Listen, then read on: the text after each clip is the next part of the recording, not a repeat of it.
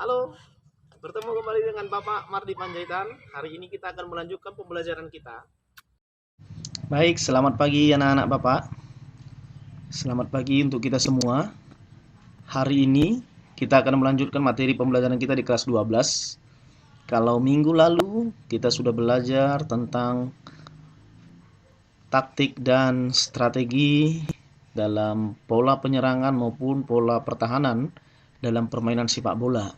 Maka hari ini kita akan belajar tentang menganalisis taktik dan strategi dalam permainan bola voli di pertemuan yang kedua untuk kelas 12 ini. Bapak berharap kalian semua dalam keadaan sehat-sehat saja dan kalian semua dalam keadaan baik-baik saja. Sebelum kita memulai pelajaran kita, mari kita berdoa secara pribadi dalam sesuai dengan agama dan kepercayaan kita masing-masing. Berdoa dimulai.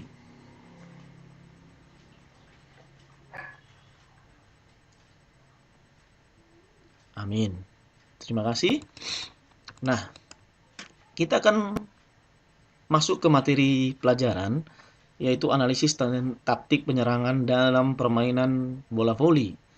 Hari ini kita mau mengetahui apa yang dimaksud dengan pola penyerangan dalam permainan bola voli. Pola penyerangan dalam permainan bola voli adalah satu cara yang dipergunakan dalam suatu pertandingan untuk mencari kemenangan secara sportif. Jadi pola penyerangan ini berguna untuk memenangkan pertandingan secara sportif. Lalu ada taktik dalam permainan bola voli yang diartikan sebagai siasat mengharuskan regu lawan bertindak menuruti regu yang dijalankan penyerangan. Taktik penyerangan adalah siasat untuk mematikan bola di lapangan lawan dengan cara diperkenankan dalam peraturan permainan. Artinya, taktik ataupun pola penyerangan yang digunakan itu harus sesuai dengan aturan dan peraturan yang ada dalam permainan bola voli. Nah, berikutnya adalah ada beberapa taktik yang sering dipergunakan, antara lain yaitu pertama, melindungi penyerang atau yang disebut dengan cover. Nah, biasanya dalam permainan bola voli, saat seseorang melakukan smash, nah, saat terjadi blocking, itu biasanya bola bisa saja masuk ke daerah lawan saat diblok dan bisa saja bolanya bergulir ke daerah kita. Maka pemain yang ada di daerah kita harus bisa mengcover bola pemain penyerang tersebut atau pemain bertahan tersebut sehingga bola dapat dihidupkan kembali. Cover adalah satu proses serangan dari pemain penyerang yang melambung kembali dari blok bendungan. Artinya saat diblok atau dibendung, bolanya boleh diambil kembali. Pihak lawan harus diterima oleh pemain seregunya yang bersama-sama telah mempersiapkan diri untuk membela dan membentuk pertahanan. Inilah yang disebut dengan pengertian cover dalam permainan bola voli. Nah, tujuannya adalah melindungi penyerang. Tujuannya melindungi penyerang adalah melindungi seluruh lapangan terhadap segala bola yang dilambungkan kembali dari blok pihak lawan. Jarak antara kelompok-kelompok yang berkumpul sekitar penyerangan tergantung dari lambungan passing dari setter atau pengumpan. Kualitas blok pihak lawan, arah lajunya dipukul oleh penyerang. Jadi kita sebagai pemain bertahan dapat mengcover, ya, seandainya bola yang dihasilkan tersebut akhirnya mantul dari serangan atau dari smash yang diserangkan oleh lawan. Yang berikut kita pelajari itu teknik penyerangan. Teknik-teknik penyerangan dalam permainan bola voli yang pertama adalah smash. Smash itu pukulan yang keras, menungki dan mematikan ke daerah lawan. Smash merupakan satu keahlian yang penting untuk mendapatkan angka. Jadi smash ini salah satu skill yang harus dikuasai oleh pemain penyerang atau yang kita sebut dengan smasher. Smash merupakan satu keahlian yang penting untuk mendapatkan angka. Seorang pemain yang pandai melakukan smash atau dengan istilah asing disebut smasher harus memiliki kegesitan. Jadi kelincahan dibutuhkan oleh seorang smasher. Pandai melompat, lompatannya tinggi, dan mempunyai kemampuan memukul bola dengan keras. Ada 4 jenis smash yang sering atau yang ada dalam permainan bola voli, antara lain smash depan atau frontal smash, ya, smash frontal smash dengan twist atau smash depan dengan memutar. Jadi saat bola dibendung, bolanya di twist atau diputar, di spin. Smash dari pergelangan tangan atau dumb smash atau berpura-pura smash, padahal sebenarnya bolanya hanya ditepis, dijatuhkan di sebelah pemain bertahan. Lalu ada taktik penyerangan. Taktik penyerangan diartikan sebagai suatu siasat yang dijalankan oleh perorangan, kelompok maupun tim terhadap lawan dengan tujuan memimpin dan mematahkan pertahanan dalam rangka memenangkan pertandingan secara sportif.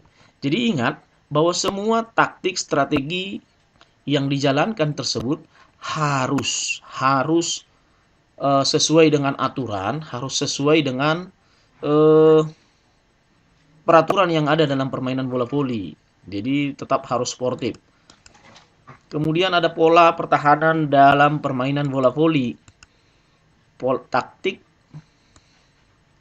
pertahanan dalam permainan bola voli adalah taktik pertahanan adalah pemain bertahan dalam keadaan pasif menerima serangan lawan dengan harapan adanya kesalahan dari regu penyerang. Misalnya di smash bolanya nyangkut di net atau di smash bolanya melambung jauh melewati lapangan permainan. Taktik bertahan harus memiliki prinsip bahwa dengan bertahan regunya akan mendapat menyerang kembali regu lawan.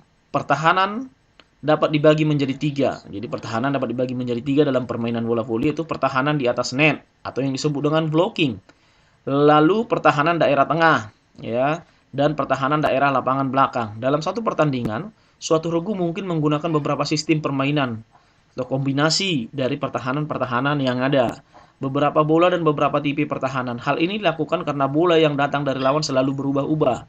Ya, sistem pertahanan antara lain sebagai berikut. Mari kita lihat ada beberapa sistem pertahanan yang sering digunakan dalam permainan bola voli. Seperti berikut di bawah ini. Ya, coba perhatikan pola pertahanan dalam permainan bola voli. Yaitu pola pertahanan mempunyai arti bahwa pemain bertahan dalam keadaan pasif menerima serangan dengan harapan regu lawan membuat kesalahan dari penyerangnya. Taktik bertahan harus mempunyai prinsip agar dengan pertahanan regunya dapat menyerang kembali. Jadi ingat, walaupun kita diserang, kita harus punya prinsip bahwa saat orang lain menyerang kita, bukan berarti kita pasrah, tapi kita mengambil momen, mengambil kesempatan kembali untuk melakukan serangan balik kepada lawan. Begitu. Jadi sistem-sistem pertahanannya sebagai berikut. Yang pertama, pola pertahanan bendungan berteman. Ya, ada bendungan berteman. Yaitu seorang pemain dapat digolongkan sebagai pemain defensif atau bertahan yang baik jika mampu bertahan dan mengimbangi smash-smash pihak lawan. Pertahanan mencakup 2 aspek, yaitu menerima smash lawan dan melindungi dengan blok.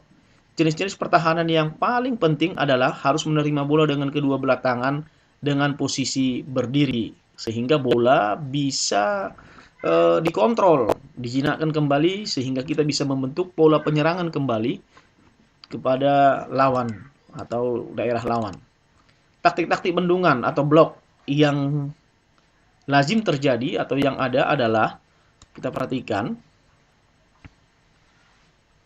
yaitu blok dalam sistem pertahanan harus mampu bekerja sama dengan baik jika ingin mengalahkan penyerangan yang mematikan dari pihak lawan. Blok yang sering digunakan dalam permainan bola voli adalah sebagai berikut. Nah, jadi ada beberapa jenis blok yang sering ada dalam permainan bola voli. Ingat, karena permainan bola voli ini adalah permainan beregu, maka kerjasama tim menjadi sesuatu yang sangat penting. Kerjasama tim menjadi sesuatu yang sangat penting supaya bisa terjadi koordinasi, supaya bisa terjadi pertahanan yang kuat dan akhirnya bisa memenangkan pertandingan. Nah, yang pertama itu bendungan satu pemain atau blocking yang dilakukan oleh satu pemain. Blok jenis ini digunakan jika lawan memainkan penyerangan yang sangat cepat, cermat dan kuat sehingga pihak bertahan tidak mempunyai kesempatan sama sekali untuk membantu teman melakukan blocking.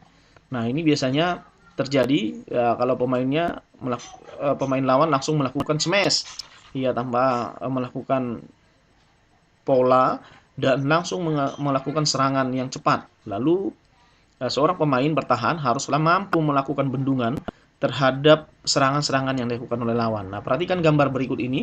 Itu ada yang melakukan smash, lalu satu orang membendung dengan cepat bola yang datang dari lapangan lawan, sehingga tidak menciptakan angka bagi lawan saat bola mati di daerah kita. Yang kedua adalah bendungan dengan dua pemain.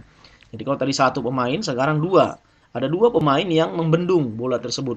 Blok jenis ini digunakan jika lawan memainkan penyerangan dengan ketepatan sasaran, sehingga pihak bertahan masih mempunyai kesempatan untuk membantu teman melakukan blocking. Jadi dua orang naik memblok bola di atas net, sehingga kemungkinan bola masuk ke daerah kita bisa ditahan. Begitu. Lihat gambar berikut. Nah, satu orang melakukan smash, lalu ada dua orang pemain yang menaikkan tangannya melewati net membendung bola sehingga bola tidak masuk ke daerah kita. Nah, yang berikut adalah bendungan dengan 3 pemain. Nah, blok jenis ini digunakan jika menghadapi lawan yang tangguh, memainkan penyerangan dengan smash-smash yang tajam, keras, dan menungkik, sehingga diharapkan dengan adanya blok yang banyak penyerangan dapat digagalkan. Nah, biasanya ada pemain-pemain tertentu di pihak lawan yang begitu cepat atau yang begitu tajam melakukan smash. Maka kalau kita bendung dengan satu orang, ya kemungkinan bendungan atau blocking kita bisa gagal. Maka harus dilakukan dengan bertiga, sehingga serangan lawan bisa dipatahkan. Dan memungkinkan saat kita bertahan juga melakukan serangan balik kepada lawan. Nah, seperti dalam gambar berikut ini. Ada 3 orang pemain bertahan yang menaikkan tangannya melewati net. Nah, ini bendungan dengan 3 pemain. Nah, anak-anak kami, itulah materi kita pada hari ini, yaitu tentang taktik dan strategi dalam permainan bola voli. Saya berharap kalian tetap bisa mempelajarinya, kalian tetap bisa belajar di rumah dengan baik. Materi ini saya sampaikan secara sederhana dan kalian bisa mengembangkannya dengan baik di rumah, sehingga menambah ilmu pengetahuan dan pemahaman kalian tentang taktik dan strategi permainan bola voli di semester ini. Nah, selanjutnya ada tugas yang harus kita kerjakan di rumah. Yang pertama adalah buatlah catatan atau ringkasan dalam buku catatan kalian tentang materi yang Bapak sudah sampaikan. Jadi apa yang sudah saya sampaikan tadi, kalian buat ringkasannya, buat catatannya, hal-hal apa kira-kira yang menurut kalian penting, hal-hal apa yang menurut kalian perlu untuk kalian ketahui, dan kalau ada seandainya hal-hal yang belum dipahami, silakan dicatat, lalu nanti sampaikan pertanyaannya di grup kita atau di Google Classroom, sehingga Bapak bisa menjawabnya. Yang kedua adalah tuliskan pengertian taktik dan penyerangan dalam permainan bola voli. Dari penjelasan materi yang sudah saya sampaikan, kalian sudah bisa melihat dan di sana ada pengertian taktik penyerangan dalam permainan bola voli. Kira-kira apa itu? Tolong dihafal, tolong dipahami, tolong dimengerti, sehingga kalian materi yang saya sampaikan ini sungguh-sungguh bisa bermanfaat bagi kalian. Selanjutnya, tuliskan pengertian taktik penyerangan dalam permainan bola voli. Dalam materi saya tadi, saya sudah menyampaikannya. Kalian tinggal baca ulang, kalian tuliskan kembali dalam buku catatan kalian. Nanti hasil ringkasan dan tugas ini kalian bisa foto, lalu kirimkan ke Google Classroom, supaya nanti saya bisa koreksi apa yang sudah kalian kerjakan. Yang berikut adalah jelaskan pengertian taktik pertahanan dalam permainan bola voli. Ini juga sudah Bapak jelaskan tadi dalam materi saya. Kalian bisa pelajari kembali dan kalian bisa kembangkan, kalian bisa lihat, bisa browsing di internet untuk menambah khasanah pengetahuan kalian, sehingga walaupun kita tidak bertatap muka secara langsung, tetapi ilmu pengetahuan kita terus bertambah setiap hari saat kita mengadakan pembelajaran. Yang berikut adalah tuliskan jenis-jenis blok atau bendungan dalam permainan bola voli. Baru saya sampaikan materinya. Nah, kalian coba tuliskan, kalau boleh kalian gambarkan, kalian buat gambarnya. Kalian pahami dengan sungguh-sungguh apa yang dimaksud dengan jenis-jenis blok atau bendungan dalam permainan bola voli. Nah, itulah 5 tugas yang harus kalian kerjakan, anak-anak harus kalian kerjakan. Tetap jaga kesehatan kalian, Setelah kalian buat ringkasannya, buat catatannya, jawab semua pertanyaan yang ada dalam tugas ini, kemudian kalian foto, kirim fotonya ke Google Classroom. Karena saya berharap supaya memori handphone kita tidak penuh, kita mengirimnya di Google Classroom dan saya pun nanti akan gampang mengoreksinya. Demikian, materi ini juga nanti akan saya masukkan dalam materi pembelajaran kita di Google Classroom. Demikian isi pembelajaran kita pada hari ini. Untuk anak-anak kami kelas 12, tetaplah semangat, tetap berdoa, semoga corona ini segera berakhir. Ingat, jangan suka keluyuran, jangan suka kumpul-kumpul dulu dengan teman-teman kalian. Tetap jaga protokol kesehatan, patuhi apa yang sudah disarankan dan dihimbau oleh pemerintah. Ya, Bapak berharap kalian tetap semangat, raih masa depan dan impian kalian. Apalagi saat ini kalian sudah berada di kelas 12. Sebentar lagi kalian akan selesai dari bangku sekolah, dari SMA, kalian akan masuk perguruan tinggi. Ingat, tetap gantungkan cita-citamu setinggi langit. Sebab kalaupun engkau jatuh, engkau akan jatuh di antara bintang-bintang. Titip salam pada orang tuamu, jangan lupa berdoa. Baik, kita akhiri pertemuan kita, materi saya sampai di sini saja. Mari kita tutup dengan doa, kita berdoa secara pribadi sesuai dengan agama dan kepercayaan kita masing-masing. Kita berdoa.